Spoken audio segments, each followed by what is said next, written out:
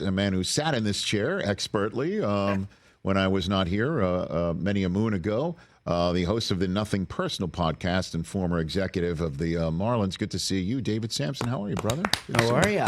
Oh, nice round of applause. It's not bad. Why are they asking you for a bag of candy like it's Halloween? What I miss? This is David's thing, man. What, do you have a bag of candy? I think when I sat in your chair, well, any day, yes, I always have a bag of candy, but for 20 minutes or 40 minutes, I don't have it with me. But I did it in the hotel this morning, and I will be able to get back to it when we're done. I was wondering, like, trick or treat? Giant bag of candy. Giant. It's all from childhood when I wasn't allowed to have candy except on Halloween, and then I was allowed to have one piece as long as it was wrapped, and I had only till Thanksgiving, and then I had to throw it all away. Sounds like you were raised by a Jewish mother, dude. It certainly does. But I have good teeth now, I guess. So there's true. that. You got that. Very good. Well, I mean, any specific candy that we're talking about here? Or what? Jelly beans, black jelly beans, licorice jelly beans, good and plenty. Good and plenty. So you're good and plenty over good and over the Good fruit, and fruity? Good and fruity? Yeah. Juju fruit, right? No, it's good and fruity and good and plenty. You go good and plenty over I go good and good fruity? and plenty, and What's I the don't matter do with any you? of the dots or any of the things that can actually ruin your teeth. Okay. I don't want the sticky stuff. Good to know. Good to know. David, you're Like also a missing a nice little piece of jewelry you had last time. Oh, yeah, that's true. Oh, you brought a World Series ring? Oh, I wore baby. the ring Okay. to host your show. It was as liked big it. as your coffee mug. But right? to be a guest on the show, I decided to go fully ringless. And I did offer a trade of the World Series ring for the wedding ring, but it didn't work. Didn't work? No. Nothing personal. Very good. All right. David Samson here on the Rich Eisen Show. All right. So we've got ourselves a surprising tight race here for the American League wild card. The Tigers are coming on strong. And, man, if they make it instead of the Twins, A.J. Hinch would be the manager of a team going against the Houston Astros. Sign me up for that one, sir. That would be amazing. With all due respect to the Twins and their fans. The saddest thing for me is that it's after Miguel's gone. And we talked a lot. Miguel Cabrera, he signed that huge contract. Right. And it really became an albatross. And I hate to say that about Miguel because he's a first ballot Hall of Famer. But the Tigers are just a different team this year. And A.J. Hinch got the opportunity to manage again after he was fired with the whole garbage can scandal. Indeed. But they have a good team. They have the likely Cy Young winner as their starting pitcher, and they have a Twins team that they've struggled a bit of late. So, Scooble, you think is the American League Cy Young going into the final 10 days of the season here? I'm afraid he's going to win, and I say What I'm do you mean afraid? What do you mean? If you gave me a choice, I think Cy Young should be the best pitcher. Give me a choice. Who do I want on my team? I want Emmanuel Clase. I want the best closer in the game because being in a clubhouse after a blown save, it is the worst feeling in the world. Yeah, we were talking before you sat down, Brockman pointing out. Go ahead and say your point, Chris. I don't have to. Oh, I mean, we don't talk a lot about the Guardians. Jose Ramirez is most likely going to get a 40-40 this year, and there's not a peep about it. Because we're going to see 50-50. Because everyone's just hung up on Ohtani 50-50 watch. There's such Ohtani mania. And I'm not an Ohtani hater. I can't believe what I watch with him. But if it's to the detriment of some of the other great stories in baseball, I don't like that. And the Guardians, it is a small market. There's no question. But to be good the way they are, the Royals, the Guardians, the Twins, there's a bunch of small revenue teams that are doing really well, but it's being overshadowed by the Yankees and Dodgers, which makes baseball happy. But there's some good stories out there. But about Ohtani. Sorry. Exactly. But about Ohtani, do you think it's I mean, Dave Roberts was kind of coy. Is he really thinking of pitching Ohtani, coming back from Tommy John surgery in a all or nothing situation potentially in the playoffs? Do you really think that's possible? It would be insanity. Why? Now, relievers can come back faster. There is no question about that. But here's the investment they made for him to pitch every 5 days. But this year, to get them through with the bullpen looking the way it is, I'm not saying they're going to start him against some team, but why not have him come in the ninth inning and treat everybody like he treated Mike Trout in the World Baseball Classic? Like, that would be It's great a theater. way to do it, right? It's great theater, but desperation is such an awful cologne, and the Dodgers are desperate. They need to win. They view their title in 20 as sort of an asterisk bubble title. They view it that way. They do. If you would ask them, it's the same way. I think that LeBron James, I think that he would say, I'd like to win one with the Lakers that's not COVID related. And I think people in the industry, as a fan, you love it. They won the title. But for the Dodgers, they're not a dynasty if they've won one ring. Mm-hmm. They have as many rings as I do since 2000. Is that right? I think that may be you are correct. right. Yeah, that's right. Yeah, no. And I think the Yankees have as many rings as I do since moving 03. on. But No, anyway, I digress. Why would you put a player at risk? It's very different. The reason we didn't like players in the World Baseball Classic is think about Ohtani, Trout. They're dialing it up like it's July and it's only March. Ohtani would be doing the same thing. Well, but again, you'd have to, if he feels good and they feel good about it, and he can give you an inning, like you're not going to maybe throw him on back-to-back nights, but he can give you an inning to give you a win in a, second round of the playoffs, which the Dodgers are going to make automatically, right? Like you got to think hard about that if you have that ability. Certainly with the lineup, you're assuming with him in that lineup, they're not going to have the same hitting problems in October as they've had historically, one would think. It's But baseball. It's baseball. You do not know. And the way to get through, though, is to have 90 guys who can throw 100 miles an hour coming out of the pen and take a one-run lead from the third inning and make it cash. And you got Ohtani. You got to think hard about that, sir. Boy, it sounds tempting the way you lay it out. The problem is that the season ends in October, either way, and then you're only a few months from spring training. And for the Dodgers to have sustained return on investment, the Ohtani investment, both on and off the field, you need him both pitching and hitting. It's been great what he's done this year as a DH, but they didn't sign him to be the DH. And so my only concern would be going into that clubhouse, you can't ask the player. They lie to you. They do nothing. Oh, I'm fine. I'm ready to go. No one wants to get taken out of a game. Everyone who's injured says they're ready to come back. So you can't use that. So then you have to think, is it in the best interests of our team? Short term, the way you lay it out, it sounds amazing. But the short term turns into mid and long term very, very quickly. So who do you put your marker on in the National League to make the World Series? The Mets have an Acuna of their own now, out of the blue. That's true. Holy cow! And it looks like they're going to beat out the Braves. Obviously, they shouldn't. I'm sorry to put the Ziggy on them, TJ, like get that. ahead of yourself. Boy, oh boy. The Padres are 20. Tranquilo. The Padres are 20 over since the All-Star game. The Phillies are the Phillies.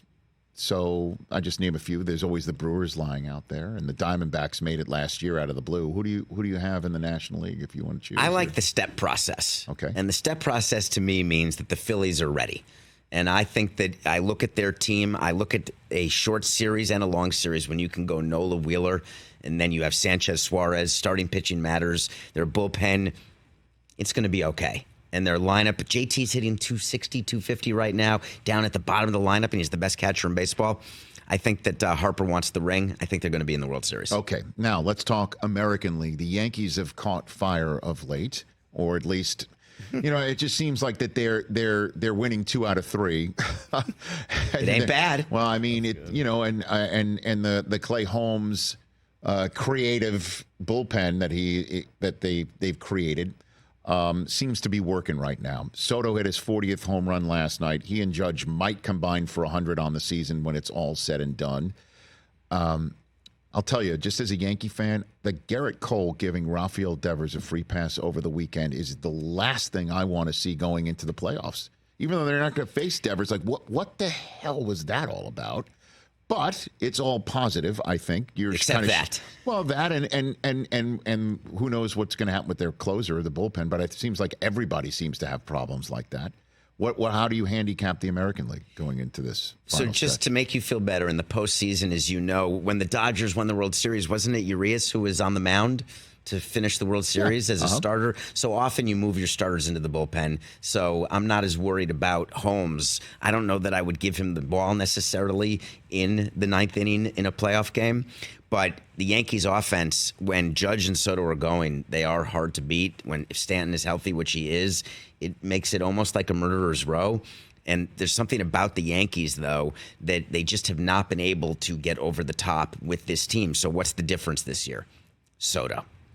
And Juan Soto is someone who doesn't have a free agent contract. He hasn't signed. He's wanted to sign for years. He's wanted that long-term deal. Remember, he turned down the Nationals deal for $440, and he's been offered and promised more by his agent, Scott Boras. He wants a World Series ring in this platform year.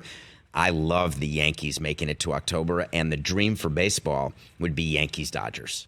That is, they go to bed at night dreaming about that possibility. They really do. I mean, I have better things to dream about, but this is the year where it really is the most possible, given those teams, that it could happen. So you like the Yankees to make the World Series out of the American League? For real? The problem, you know what happens? You know, they take on the Guardians, and Steve Kwan, bloops one over Chisholm's head, and then suddenly winds up on second. They scratch out a run or two. Yankees, they walk Soto, they walk Judge, nobody else hits, or they get a lead, and Clay Holmes blows it. I mean, I just gave you a nightmare scenario, but that's a way for the Yankees to not make it. That's sort of a Tuesday scenario. The question is, will that happen in October? And it's happened for years. I think the last time they're in the World Series is 2009. So, and it's not that they have low payrolls. It's not that they have bad teams. It's just that every year something seems to happen in October to them. And I'm just, one of these years, if it doesn't happen, how do you keep Boone around? How do you keep Cashman around? Eventually, you have to pay the price. And I think they can avoid it by winning the pennant this year. Do you think the Yankees need to win the pennant or the World Series to keep Soto? Oh, I don't think that that's related at all. I think it's a matter of whether Hal Steinbrenner goes full George or not. Because meaning Hal has tried his whole career as an owner to not be his father. He showed way more patience than George ever did. He is not on the cover of the Post every day the way George was. It's just a different way. If he was his dad, Boone would have been fired and rehired and fired, and he'd be on his third run with the Yankees right now if it was his dad. True. So true. But eventually, let me tell you this. Speaking on behalf of Yankee fans, if they lose Soto because Hal doesn't pony up the most for him, then I don't know how to respond to something like that. And I understand TJ's Mets are owned by Bobby Axelrod, even though everybody involved with billions and Cohen says he ain't him. Okay, I don't care. Like, that's the New York Yankees. They've got the Yes Network. You can make a case the Yankees are the second most lucrative operation that Hal's part of. He and Jerry Jones are part of a group together that puts names on stadiums around the world. Come on now. You can't be outspent if you're Hal for Juan Soto. You just can't. You're not going to believe this, but the Yankees are actually not all that profitable operationally. And I know you're not going to believe it, so I mean, we can debate it and talk about it. But I knew it. I knew it. Come on. So let me just say. Please, enlighten. The Yes Network, in terms of their profit that comes from that, it is true that it used to actually pour out money because we, as the Marlins, would want some of that. The Yankees were always hiding that to show that they were operationally losing money, but they were making money with this hand. The Red Sox would do that with Nesson. But the world's changed. Their ownership in the Yes Network is way lower than you would think. It's not 100%. It's not even close. Okay. They have partners. And B, as you know, regional sports networks, I know, in the toilet. They're just not generating the amount of money they used to. All of that said, Boris is in the best position ever as Soto's agent. He's got Steve Cohen against Hal Steinbrenner, Yankees against Mets. It's like it's a dream come true for any single agent and player. The other thing that you should think about, which is why I think he'll stay with the Yankees, is that Steve Cohen is nearing the end of 5 years owning the team.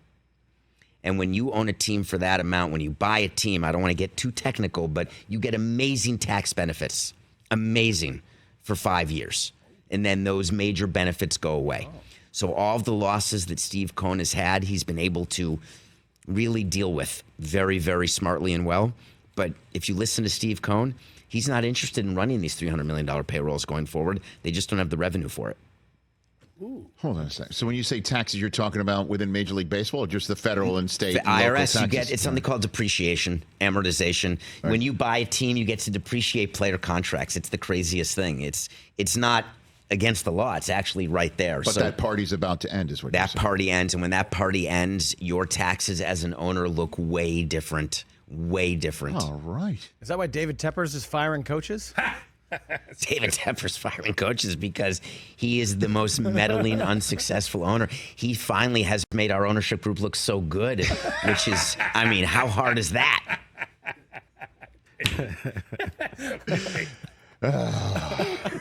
Sounds like do you know the man? Do you know David? No, Tepper? that's why it's nothing personal. He may be the greatest guy in the world. Right. I'm saying cycling through, and the whole thing with Bryce Young was priceless. The coach said, he wasn't involved. Can you imagine? Well, he said that he spoke. Canales said that he spoke to the owner, but he wasn't going to reveal what he said. Keep that private. But my point is, like, if you're the owner, if you're Tepper, you're telling the coach, "I hired you to fix the guy. I okayed, Bryce over CJ because I enjoyed the young man when I got to meet him and I had, dinner with him and his whole crew and the people who I had were telling me he's the guy, he's the kid, and I spent all this, cash. It's almost $40 million in cash that all these deals cost. DJ Moore, I okayed all of these portions of the acquisition, and you told me you could fix him, and now you're telling me we should bench him. You can't tell me Tepper told him to bench the kid. Is that what you're 1,000%? That's what I'm saying. Come on. You think that the coach went to the owner and said, you know what? Yesterday, I said he's my guy. But I went to bed. I had some dreams. I woke up this morning. He's not my guy. I want Andy Dalton. David, is there any chance you'll let me do that? Come on, the owner. I've seen an owner do this. Our owner did it. With who? Let's start with what he did with Miguel Cabrera, forcing call-ups. Pudge Rodriguez signed him. These are the ones that worked. The ones that didn't work were the signings. Name every one of our catchers, from Salta Lamacchia on to John Buck, two guys who I like very well. Heath Bell, Mark Burley, the extra year. And my point is, he's not the only owner who does this. Owners get involved, but they only want to get credit when things work. When things don't work, they say, hey, we weren't involved. So you're saying because my opinion would be this kid's got to work. Because if this kid doesn't work, then what the hell did we trade all these people for? And what the hell did we do last year? And this has got to cash. And so you're saying he's now just completely reverse course. He's embarrassed. He looks at his team and owners read stuff. They watch your show. They pay attention to things that often people in the front office are not paying as much attention to. Yeah. And so he's quite embarrassed, as he should be. So you can't picture him going in after that game and saying, that's it. I don't want to see him anymore. Bench the kid. Oof. You think the coach who was brought in to fix him had the gall to go to the owner and say, maybe I know that sounds crazy. It's 2 weeks. Or he's going into the press and saying, this is our quarterback, because he knows the owner won't countenance anything else, and he goes in and he just has an epiphany and saying, we can't do this right now. Overnight? That's a weird night, isn't it? I mean, listen, is it possible that he did have that change of heart and convince the owner and the GM in one set of meetings to change like that? No, it sounds fantastic. I know that doesn't sound real. And it sounds more real to have one of the most, with a track record, impetuous individuals come in and make an impetuous move like you're benching the kid. And that's what owners do. And they say, and when you say, hey, can you sleep on it? Owners don't like sleeping on stuff. They like to be at the height of their emotion making decisions. And your job as the president of a team is to try to stop that, but you can't stop it every time. What do you think is best? What do you think is my scenario or David's scenario? Oh, I think... You think David's scenario? I think Tepper was 100% involved. TJ? No, I know he's involved, but I mean, of course he's involved. The guy is emotional and makes hair-trigger decisions. Well, think about that. If you're the coach, right? That guy, and he wasn't your guy, right? So do you feel he had that connection to him? He was hired to fix the guy. Be that guy. I know, but when you get there, maybe he's like, look, what do you want me to do? Well, you could have had C.J. Stroud, and you gave me this guy. What am I supposed to do? He also has a 6-year contract. Oh my! Yeah, but Tepper will pay off anybody. That's what I mean. Not He's to getting coach. money no matter what. Hey, bench the kid. Great. I'm getting paid. Cool. Andy Dalton, let's go. Win some games. That's true. We loved paying managers not to manage. We're so good at that. Just free money, David? Oh, my gosh. The Nothing Personal Podcast with David Samson. Get it wherever you get your podcasts. So just to wrap it up, you are taking Yankees-Phillies or Yankees-Dodgers? You said Phillies, I'm right? doing Yankees-Phillies, but Yankees-Phillies. baseball wants Yankees-Dodgers. I understand. So holy Chase Utley, Batman. We got ourselves a rematch there. Craig Kimbrell just got DFA'd. What do you think there? Baltimore slightly panicked. I think Kimbrell just gave up 6 runs the other night. He has been pretty ineffective, and the Orioles have seen their lead over the Yankees disappear. They're now a wild card team. 4 back of the Yankees now with 11 to play. So it's done, but they will be a wild card team. They will. But he is not. They don't want to give him the ball at the end of games, and that's the end of him. Listen, I know the Royals aren't killing too many people lately either, but when you think the way that they're playing right now, the Royals take out the O's if they face each other right now? Feels like it. Right? Bobby went back-to-back 30-30s, first time ever for a shortstop. You know? Okay. Our new friend, Vinny Pasquantino. Vinny. What's up, Vinny? He'd be the MVP, but for Judge. Right. Yeah. Yeah, I agree with He's that. that good. Yeah. And he's signed long-term by a low-revenue team. We loved meeting him. Smart Yeah. too. We met him in kid, Kansas man. City. We had him on. Yeah. He was great. And he brought Vinny with him too, because Vinny told him to do this show because he watches this show because he likes my Jets takes. He's a Jet Who fan. doesn't? He showed up with an AFC championship game 81. T-shirt from 1981. The Jets. Vintage. When's before your his next point. vacation? I missed it here. You missed out. By the way, He was gone all summer. Susie says the same thing to me too.